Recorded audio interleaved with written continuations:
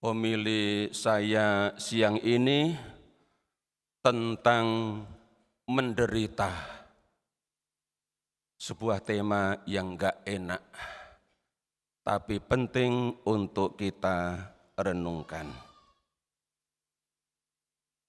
Bapak, Ibu, saudara-saudari, kaum muda, kaum remaja, anak-anak, semua yang dikasihi Tuhan.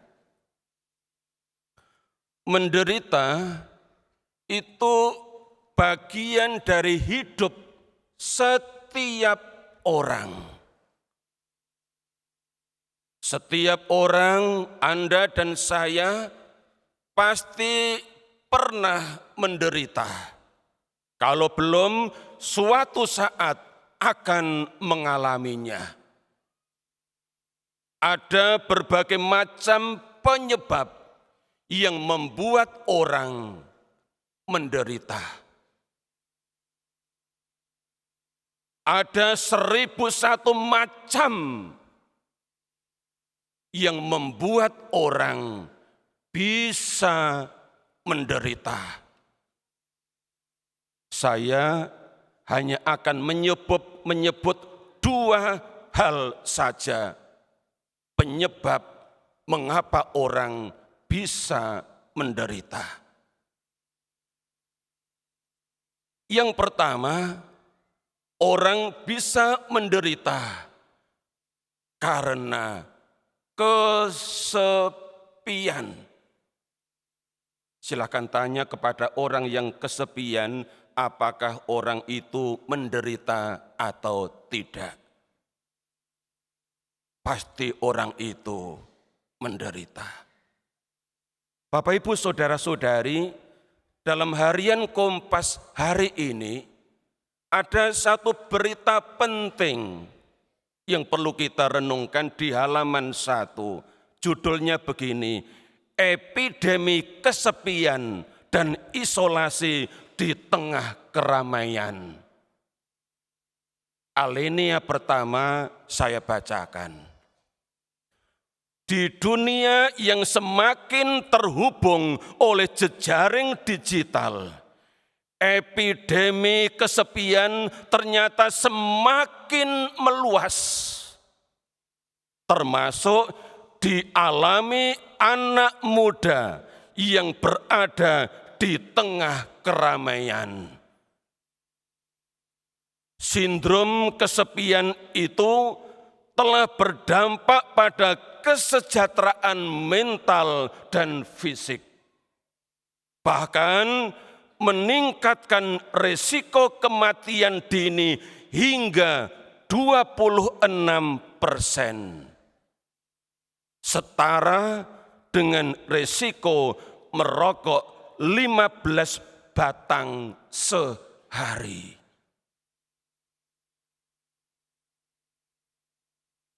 Saya lanjutkan di alinea berikut. Sebuah lembaga di bidang kesehatan masyarakat dan kesehatan komunitas pada Desember 2023 juga mengungkap hasil survei tentang kesepian yang dialami warga Jakarta, Bogor, Depok, Tangerang, Bekasi, disingkat Jabodetabek. Data menunjukkan separuh warga Jabodetabek mengalami kesepian dengan derajat sedang dan tinggi. Ini survei yang menunjukkan realitas kehidupan warga Jabodetabek akhir-akhir ini. Bahwa ada cukup banyak warga yang menderita karena kesepian. Kesepian di tengah keramaian. Salah satu contoh, ada seorang warga Jakarta, orang muda yang kuliah di luar kota Jakarta. Dia berasal dari keluarga yang baik-baik, sangat terbuka terhadap orang tua. Dia punya banyak teman. Di suatu pagi, di tempat kosnya, dijumpai dia sudah meninggal, bunuh diri. Survei menunjukkan bahwa orang bisa mengalami kesepian di tengah keramaian, di tengah banyak teman yang mengitarinya. Ini hanya satu dari sekian banyak orang yang menderita akibat kesepian. Contoh lain kita temukan dalam diri Ayub, bacaan pertama hari ini. Kitab Ayub bab 7. Kalau Bapak Ibu saudara-saudari membaca perikop ini diberi judul hidup itu berat. Maka ayat 1 Ayub berkata begini, bukankah manusia harus bergumul di bumi? Dan hari-harinya seperti hari-hari orang upahan yang tidak punya masa depan yang pasti. Di ayat 4, Ayub bilang begini, bila aku pergi tidur, maka pikirku, bilakah aku akan bangun? Kapan aku akan bangun? Bisakah aku bangun?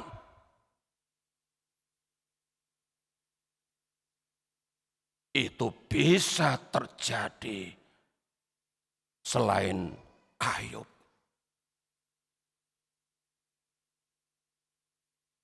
Kalimat berikutnya. Tetapi malam merentang panjang dan aku dicekam oleh gelisah sampai dini hari. Bapak Ibu, saudara-saudari, anak-anak muda pasti bisa membayangkan apa yang dialami oleh Ayub saat itu. Yang sepanjang malam tidak bisa tidur. Yang sepanjang malam gelisah hatinya, pikirannya juga kacau.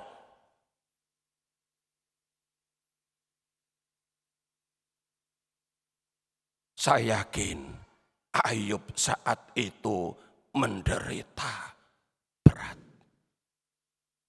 Seperti dalam judul perikop ini, hidup itu berat.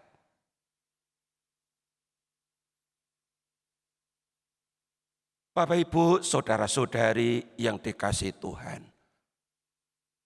Kembali pada survei tadi bahwa ada banyak anak muda yang mengalami kesepian di tengah keramaian. Saya titip pesan kepada Bapak Ibu, saudara-saudari yang punya saudara, remaja atau muda. Bapak Ibu yang punya anak-anak di usia remaja, di usia muda, tolong dampingi anak-anak. Yakinkan bahwa mereka atau dia dalam kondisi kondusif. Tidak sedang dalam kesepian. Tidak sedang dalam tekanan. Sehingga tidak bisa tidur semalaman. Atau berhari-hari, bermalam-malam. Sehingga harus minum obat. Atau mungkin sudah minum obat pun gak mempan. Ini yang bikin orang bisa menderita. Yang kedua, orang bisa menderita karena sakit penyakit yang sedang dialami atau didera. Silakan tanya kepada orang yang sedang sakit.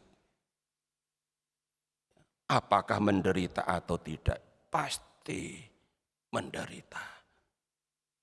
Karena dengan sakit tidak bisa beraktivitas dengan normal, tidak bisa bekerja, tidak bisa melayani, bahkan melayani anggota keluarga nggak bisa karena harus tidur terus di tempat tidur. Bagaimana mau memasak? Bagaimana mau bekerja? Bangun saja tidak bisa. Seperti dalam Injil tadi, ibu mertua Simon. Markus bab 1 di ayat 30. Ibu mertua Simon terbaring. Harus tidur, harus ada di tempat tidur.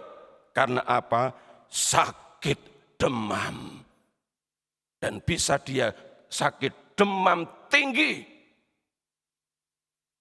Sehingga tidak bisa tidur nyenyak. Sebentar-sebentar terbangun, mengigau.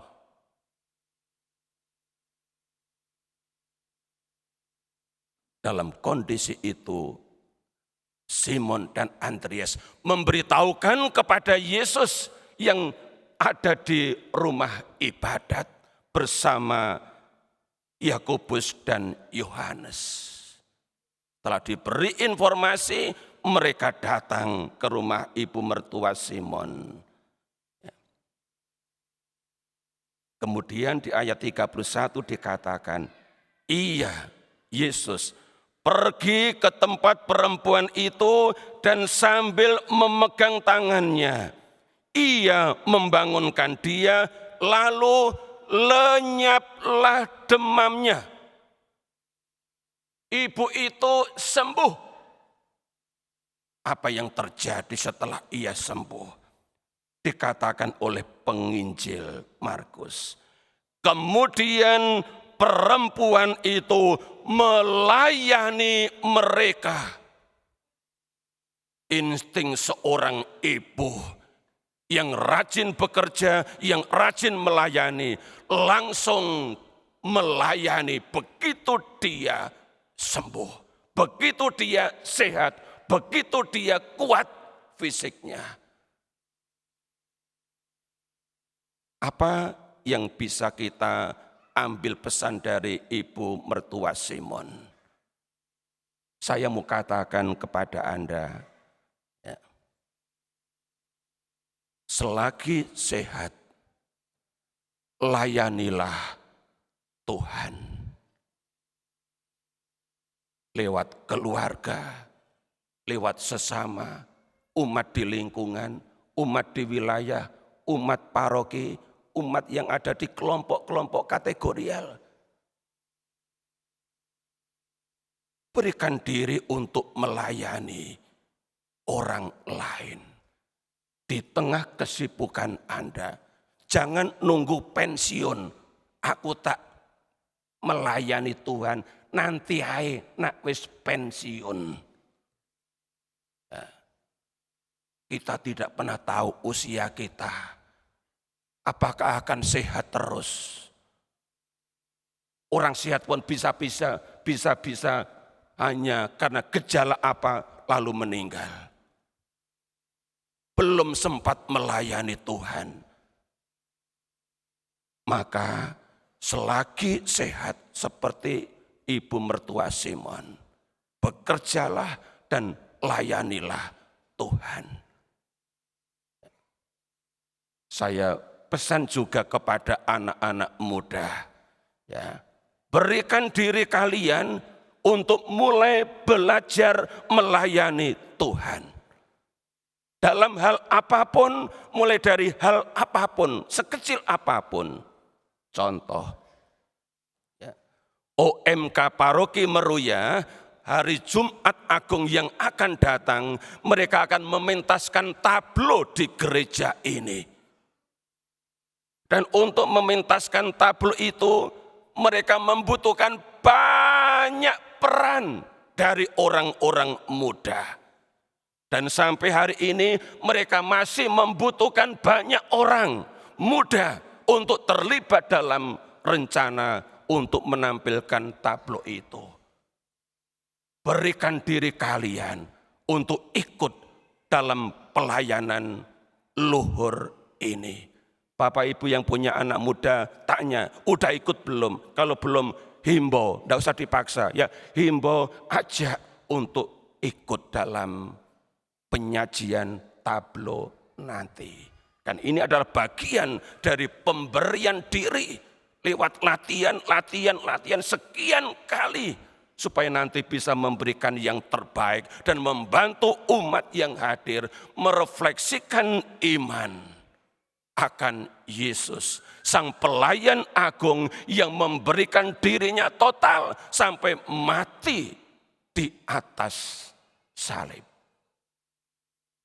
Bapak, Ibu, saudara-saudari, kalau dalam kenyataannya ada begitu banyak penyebab orang bisa menderita, lalu solusinya apa?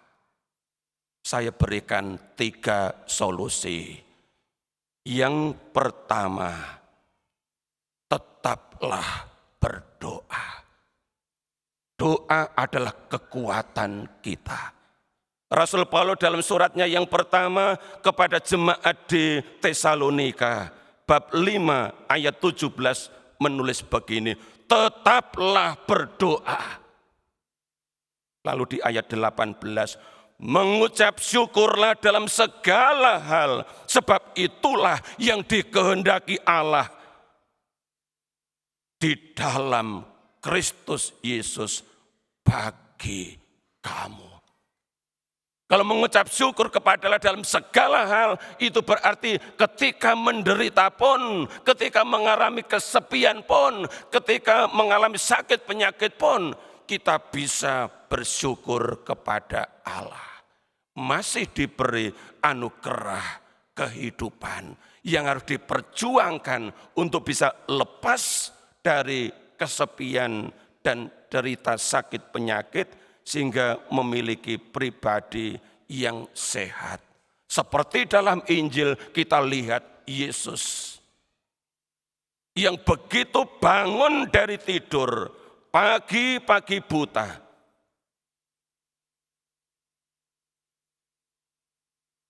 Dikatakan di Markus bab 1 ayat 35, pagi-pagi benar, waktu hari masih gelap, Yesus bangun dan pergi keluar. Kemana?